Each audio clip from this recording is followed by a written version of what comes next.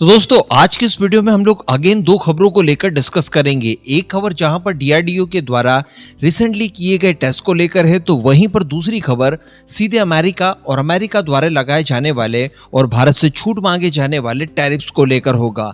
क्यों भारत ने कह दिया है कि इसकी कोई गारंटी नहीं दी जा सकती। आप बस वीडियो को एकदम अंत तक देखते हुए चैनल को सब्सक्राइब जरूर कर लीजिएगा। तो सबसे पहले डीआरडीओ के मिसाइल टेस्ट को लेकर डिस्कस कर लें।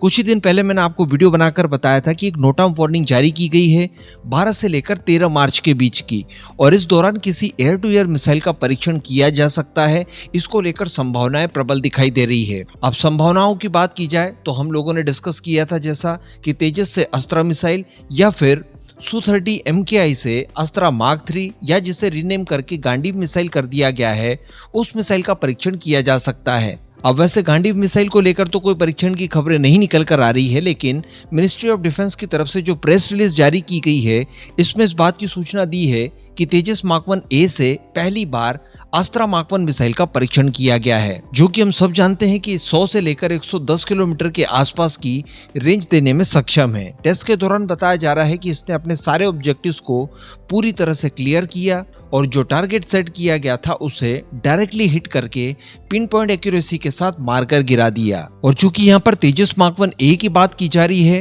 तो हम सभी जानते हैं कि तेजस मार्क 1A से पहली बार इस मिसाइल को टेस्ट किया गया है। इससे पहले जब इसका टेस्ट किया गया था तो वो तेजस मार्क 1 था। तो अब ये कहा जा सकता है कि भारतीय वायुसेना को इसकी डिलीवरी करने के लिए ये पूरी तरह से तैयार है और साथ ही डिलीवरी के तत्काल बाद ये रेडी टू वॉर हो जाएंगे। आप सभी को ध्यान होगा कुछ समय पहले इस तरह की खबरें निकल कर आ रही थी कि तेजस मार्क 1A को इस बात को इंश्योर करके ही डिलीवर किया जाएगा कि ये डायरेक्टली रेडी टू वॉर रहे, क्योंकि सारी चीजें तो पहले ही टेस्टिंग और सर्टिफिकेशन वगैरह कर ली जाती है।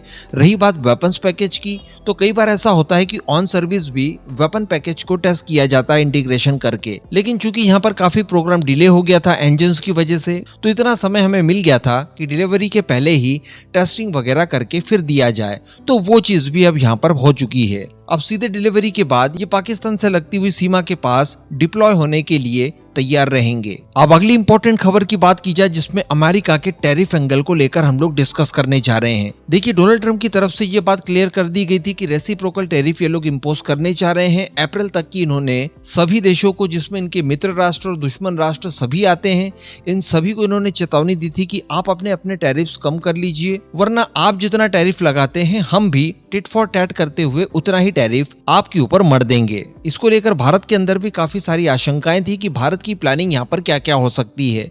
वैसे हम लोगों ने कुछ उत्पादों को लेकर डोनाल्ड ट्रंप के कार्यकाल से पहले जो बाइडेन के समय ही टैरिफ कम कर दिए थे, जिसकी जानकारी मैंने आपको कल दी थी। इसके अलावा ट्रंप के अनुग्रह के बाद भी हम लोगों ने कुछ उत्पादों के ऊपर टैरिफ्स कम कर दिए थे, लेकिन बाकी चीजों को लेकर भारत के द्वारा ये स्पष्ट कर दिया गया है कि हमने अमेरिका को किसी तरह की कोई गारंटी नहीं दी है कि हम फलाने फलाने उत्पाद पर इतना इतना टैरिफ कम कर देंगे। यहाँ पर इसका मतलब सीधे सीधे ये होता है कि आपको जिस तरह के टैरिफ्स मरने हैं वो आप मर दीजिए, हमें जो उचित लगेगा उसके अनुसार ही हम लोग आपके द्वारा भेजे गए उत्पादों के ऊपर लगने वाला टैरिफ कम या ज्यादा करेंगे। इसके अलावा बताया ये भी जा रहा है कि रिसेंटली पीएम मोदी द्वारा जो विजिट किया गया था अमेरिका का, उस समय इन्होंने ट्रंप से डायरेक्टली बात की थी और इसमें यह कहा गया था कि देखिए सितंबर मंथ तक हम इन सारी चीजों को लेकर सोच विचार कर लेंगे, किन किन चीजों पर टैरिफ्स कम किए जा सकते हैं, किन पर नहीं किए जा सकते, इन सब को लेकर भी डिस्कशन सितंबर मंथ तक किया जाएगा। लेकिन यहाँ पर जो ये भारत का कॉन्फिडेंस भी दिखाई दे रहा है कि हमने किसी तरह की कोई गारंटी नहीं दी है,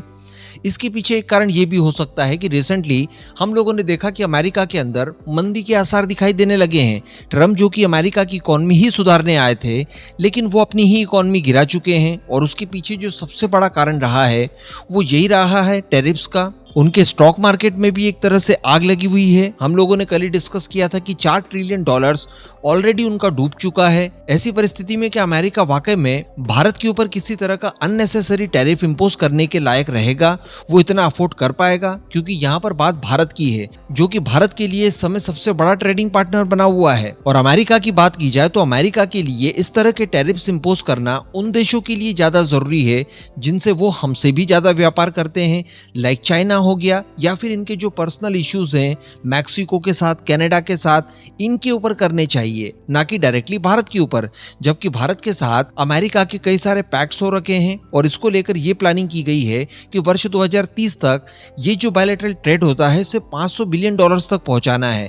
ऐसी परिस्थितियों से बचने के लिए टैरिफ्स वाला गेम आप भारत और अमेरिका ईच अदर नहीं खेल सकते। इसके अलावा यहाँ पर भारत के पास एक और प्लस पॉइंट है जिसको लेकर मैं आपको बता दूं कि पीयूष गोयल साहब ने रिसेंटली अमेरिका के अपने काउंटर पार्ट के साथ बात की थी और ये था मदर ऑफ ऑल टैरिफ को लेकर। और इस चीज की पहल भी हम लोगों ने काफी समय पहले ही शुरू कर दी थी। जैसा कि हम जानते हैं कि दुनिया के आप किसी भी देश को ले लीजिए, जब आप FTA जैसी कोई चीज करना चाहते हैं तो इसमें लंबे चौड़े नेगोशिएशन होते हैं, कई बार एक दशक भी लग जाता है। तो इसी तरह के एक FTA को लेकर अमेरिका और भारत के बीच में बातचीत ऑलरेडी शुरू हो चुकी है जो बाइडेन के ही कार्यकाल के दौरान से, और अब इसको लेकर ज्यादा अग्रेसिव मोड पर दोनों ही देश ईच अदर बात कर रहे हैं। उसके बाद ये टैरिफ वगैरह का खेल ही बीच से शॉर्ट आउट हो जाएगा और दोनों ही देशों के व्यापारी ईच अदर अच्छे से ट्रेड कर पाएंगे, किसी तरह की कोई बाधाएं नहीं आएंगी। तो संभवतः इसको लेकर भी कोई इंप्लीमेंट देखने के लिए मिल सकता है। लेकिन ये जो दो वजह मैंने आपको बताई, एक तो अमेरिका की इकोनॉमी को जो लॉसेस हो रहे हैं वो, इसके अलावा जो भारत और अमेरिका के बीच में